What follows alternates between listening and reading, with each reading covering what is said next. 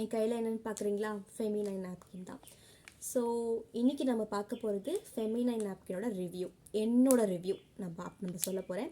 So எனக்கு வந்து பீரியட்ஸ்னாவே vomiting sense இருக்கும், கேர் சென்ஸ் இருக்கும், ப்ளஸ் வந்து அந்த 2 hours ஸ்டார்ட் ஆக போகிற அந்த 2 hours வந்து நான் என்ன பண்ணுறதுன்னு எனக்கு ஒன்றுமே புரியாது. அந்தளவுக்கு எனக்கு ஒரு ப்ராப்ளம்ஸ் இருக்கும்.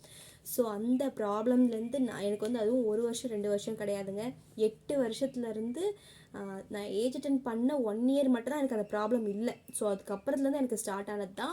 அதுக்கப்புறம் ஃபஸ்ட்டு பாப்பா பிறந்து ஒரு 1 year கிடையாது, அதுக்கப்புறம் ஸ்டார்ட் ஆனது. செகண்ட் பாப்பா பிறந்து 2 monthலேருந்தே ஸ்டார்ட் ஆகிடுச்சு.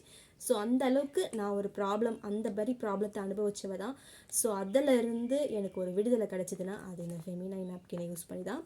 ஸோ விடுதலைன்றது வந்து எப்படின்னா, நான் வந்து செத்துடலாம் அந்தளவுக்குலாம் இமேஜினேஷன் பண்ண ஆரம்பிச்சிட்டேன். அந்தளவுக்கு பெயின் இருக்கும். அது மட்டும் இல்லாமல் இல்லை வந்து கர்ப்பப்பையை எடுத்துடுறேன் நான், எனக்கு வந்து ஏஜ் பார்த்திங்கன்னா 25 தான் ஆகுது. ஸோ நான் கர்ப்பப்பையை எடுத்துடுறேன்னு சொல்கிறேன். ஸோ 25 ஏஜில் கர்ப்பப்பை எடுத்தால் அது பெனிஃபிட்டுங்களா, அது நல்ல விஷயங்களா? அப்போ இல்லை, அப்போ இதுக்கு ஆல்டர்னேட் ஏதாச்சும் கிடைக்கும்ல அப்படின்னு சொல்லி தேடின பொருள் தான் ஃபெமினைன்.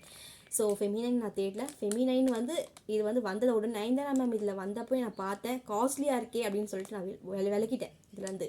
அதுக்கப்புறம் எனக்கு தெரிஞ்ச ஒருத்தவங்க இதை யூஸ் பண்ணுங்கள் அப்படின்னு சொல்லிட்டு கொடுத்தாங்க. ஒரே ஒரு பீஸ் தான், ஜஸ்ட் இதோ இந்த மாதிரி ஒரே ஒரு பீஸ் கொடுத்தாங்க. நான் இதை ஃபர்ஸ்ட் டே நான் யூஸ் பண்ணேன். அன்றைக்கி யூஸ் பண்ண அன்றைக்கி எனக்கு வயிறு வலி கிடையாது.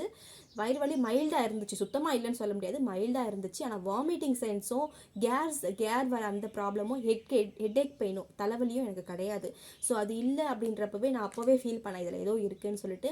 ஸோ என் ஹஸ்பண்ட் கிட்ட சொன்னேன். ஸோ அவங்களுமே வந்து நீ வாங்கிக்கோ அப்படின்னு சொன்னாங்க. நான் வாங்கி இது 2 தான் எனக்கு கொடுத்தாங்க. இந்த 2 நாப்கின், இது வந்து பேண்டி லைனர், இது வந்து நாப்கின். ஸோ இது 2த்தையும் கொடுத்தாங்க, நான் ட்ரை பண்ணேன்.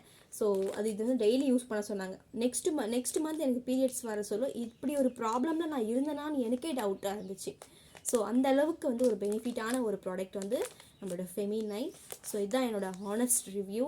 ஸோ இது இந்த அளவுக்கு ப்ராப்ளம் இருக்கவங்க நான் கண்டிப்பாக யூஸ் பண்ணணும். ஸோ அது மட்டும் இல்லாமல் எனக்கு இச்சிங் ப்ராப்ளம் இருந்தது, பிசிஓடி ப்ராப்ளம் இருந்தது. ஸோ பிசிஓடி இருந்துச்சுனாவே நமக்கு வந்து எந்த அளவுக்கு ஒரு மன அழுத்தத்தில் போயிடுவோன்ட்டு நான் ஃபீல் பண்ணியிருக்கேன். ஸோ அந்த மன அழுத்தத்துலேருந்து என்னை ரிலீவ் பண்ணதுன்னா இந்த ப்ராடக்ட்டை நமக்கு கொண்டு வந்த கோமதி மேம்.